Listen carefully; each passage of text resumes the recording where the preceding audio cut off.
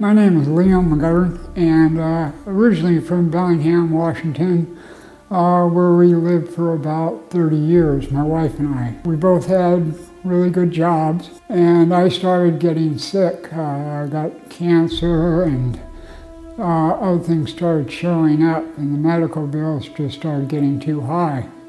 And we tried different things, and more money was going out to the hospitals than to being able to meet our bills. So we were forced to sell our home and pay off everybody.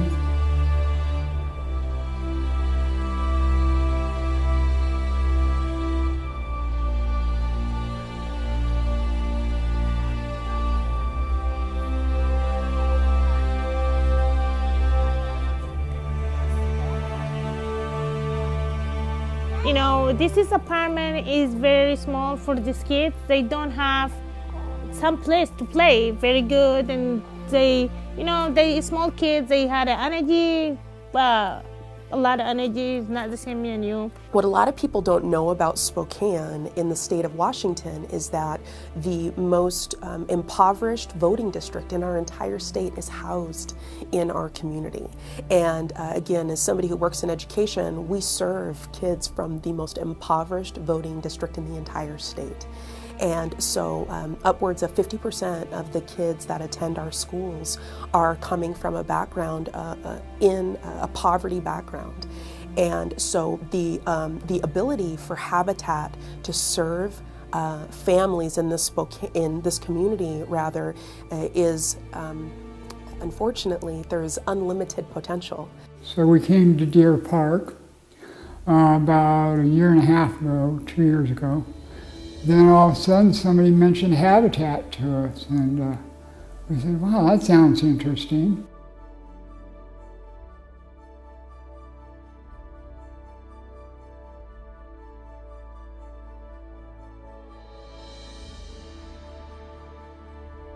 One of the things I like about Habitat is it's this idea that rather than just giving a hand out, you're giving a hand up. You're helping people for the long term. You're making a difference for the long term. 3 kids and being by myself has been hard, but I graduated with my AA in 2009, and I am still currently plugging along I'm at GU. I got a scholarship. Yay, go Bulldogs.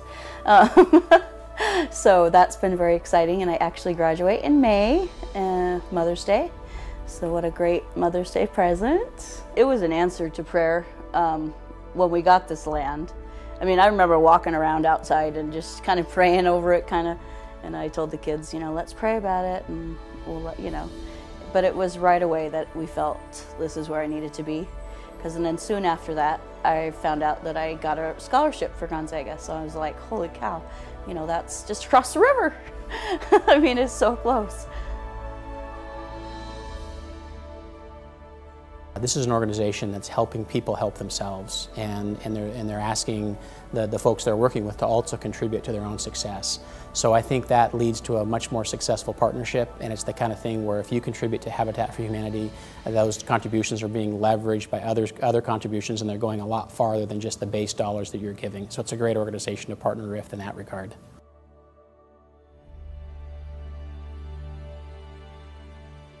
We don't know where we would be without Habitat. We could be not in Spokane, we could just be living on the streets, we don't know.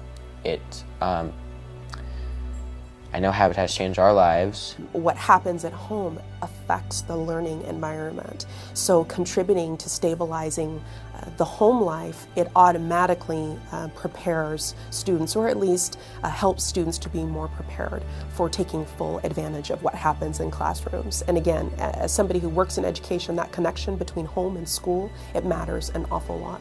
By encouraging home ownership and personal investment in those homes, it's also creating an environment of stability that can help break the long-term cyclical effects of poverty, and that can have an impact for generations. And I've had the opportunity, as I've gotten more involved with Habitat, to you know, to see some of the inspiring stories of the children of Habitat homeowners who have gone on to excel in school and become productive members in society, and you know, many times they attribute some of their success to the fact that they did have stability in their life after they became Habitat homeowners. Not needing to worry about where you're going to be living from week to week or month to month, knowing where you're going to live, it lessens anxiety for children. We had a lot of moving. That was difficult. I mean, it's hard to, I mean, we stayed in the school all the time, but we didn't live ever with the same people.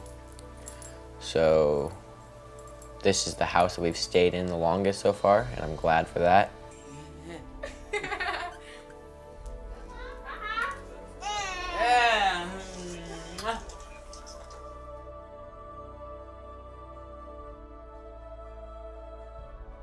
Habitat has done so much to make us and our house fit our needs, what we need, you know, it's not like a normal home. So to save these homeowners as much money as we can, we insulate in the outside walls almost double to what code is, and in the ceiling definitely double what the codes are in the ceiling to keep that heat and cold in the house, to try to save them money over time. So we want to give them a good, safe home that we could walk away from. They could live a real nice, healthy lifestyle. So they could use that money to put their kids in college.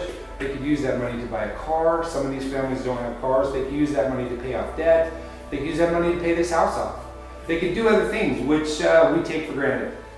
They will now have options. We're not just building houses here. We're building a community. And it's going to be a national community, and it's going to be wonderful.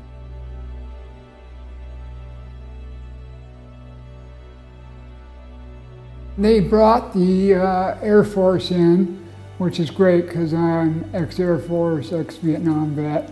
And it's great to work with these kids, to be side by side with them and be talking to them and seeing what they're learning and what they're doing. And they really enjoy it here. I mean, I've never seen a group of guys put out more work than they do. These people need the help, so it's great to be able to help them out, give to them. So. Yeah, I don't think there are really words that can describe how being able to come out here and help these people firsthand. Definitely rewarding. Yeah, it's cool. I mean, obviously there are people that have had different times in their life, you know, and it's really cool to hear stories and kind of understand where they're coming from and how their life has been. So it's been pretty cool. They're in there and they're pushing 100-pound wheelbarrows, and you know, they're working on your house, and they're asking you, hey, is this okay? Does this look right? You know, and you know, they want to please us, which is really something. You don't get that too much anymore. These are what these donations are doing. They're saving people money, and they're changing lives forever. We just thank ourselves every day. We thank the good guy up above that he's given us this opportunity to start over again. Because that's the hardest thing to do, and we're doing it.